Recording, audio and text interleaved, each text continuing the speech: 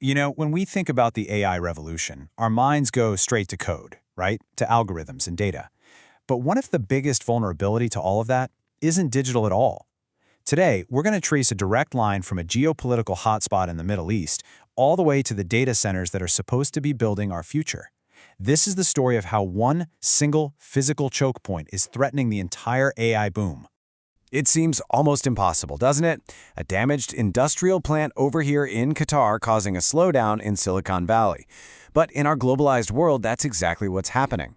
An incident at this one spot, the Ras Laffan complex, has kicked off a massive global supply shock, and it has huge implications for the future of AI.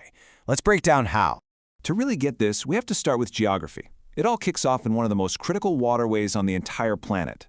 So even though there's a fragile ceasefire, the problem is far from over.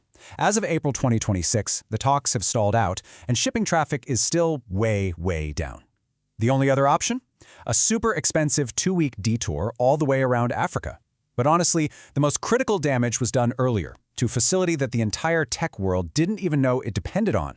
Okay, so this is where a local problem goes global. The strikes on Qatar's Ras Laffan complex basically took two irreplaceable things off the world market, almost overnight. First up, helium. And no, we're not talking about party balloons. Ras Laffan happens to be the world's largest helium production hub. The damage there has knocked out between 30 and 38% of the entire global supply. Just poof. That is a staggering, almost unbelievable number for a resource that, for its most important uses, has no real substitute. And then there's the liquefied natural gas, or LNG. We're talking about 12.8 million tons of annual export capacity that just vanished. And this isn't a quick fix either. They're saying repairs will take 3, maybe even 5 years. So you're probably wondering, why does a shortage of helium and natural gas matter so much to the AI industry? Well, here's the kicker. You simply cannot make the world's most advanced microchips without super high purity helium. It's absolutely essential for creating the pristine, ultra-clean environments you need inside the factory. The companies building the very chips that power AI, we're talking TSMC, Samsung, they are completely dependent on it. And this, right here, brings us to the heart of the problem. That supply shock we just talked about, it doesn't just stay in the commodity markets. It hits the factory floor. And from there, it puts a direct brake on the entire AI build-out. You can see the chain reaction pretty clearly. The helium shortage creates a huge headache for the chip fabrication plants, the fabs. Without enough helium, the number of good chips they get from each silicon wafer goes down, and that sends costs through the roof. So what do? They start rationing, and that means making some really tough calls. So what are those calls? Well, they prioritize what makes them the most money. That means those cutting-edge AI accelerator chips and the super-fast, high-bandwidth memory that goes with them, they get first dibs on the limited helium supply. And everything else? Production of more standard memory, the kind of stuff in your phone or laptop, it gets squeezed. And that creates shortages and price hikes for pretty much everyone.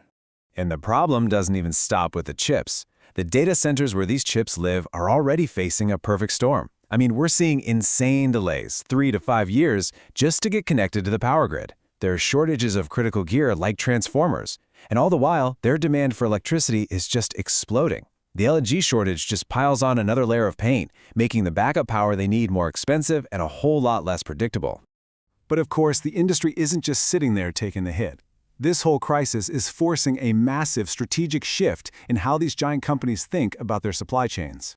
We are literally watching a fundamental change in business philosophy. For decades, the mantra was just in time. Keep your inventory as lean as possible. Well, that's being thrown out the window. Now, the new game is just in case. The focus isn't just about efficiency anymore. It's about survival. It's about resilience. So what does this just-in-case world actually look like? Well, it means they're locking in long-term gas deals with safer sources, like the US and Australia. It means they're getting way smarter about resources, aggressively recycling helium right inside the factories. And it means that planning for the worst, mapping their supply chains all the way down to the energy source, and building up bigger stockpiles of anything and everything critical. It's all about creating a buffer for the next inevitable shock. All right, let's zoom out for a second. What does this one event really tell us about the future? Well, it reveals a pretty new and uncomfortable truth about where technology, energy, and geopolitics all collide. If you take one thing away from this, it should be this. For decades, we all kind of assumed the limits to digital growth were things like processor speed or network bandwidth. Turns out, we were wrong. The real bottleneck is in the physical world. The availability of energy and the security of the actual pipes and ships that move it, that is now the main thing holding back the digital frontier. So this forces us to ask a really big question.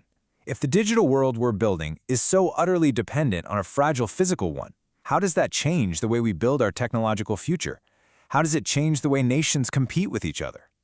And that reveals the new paradigm we're in. The race for AI supremacy, it's just not about who writes the best code anymore. It's about who controls the physical stuff, the infrastructure that powers it all. It's a battle over energy, over critical materials, and over supply chains that don't break. The future of AI is built on a foundation of pipes, power plants, and cargo ships. And whoever controls that foundation, well, they're the ones who are going to control the future.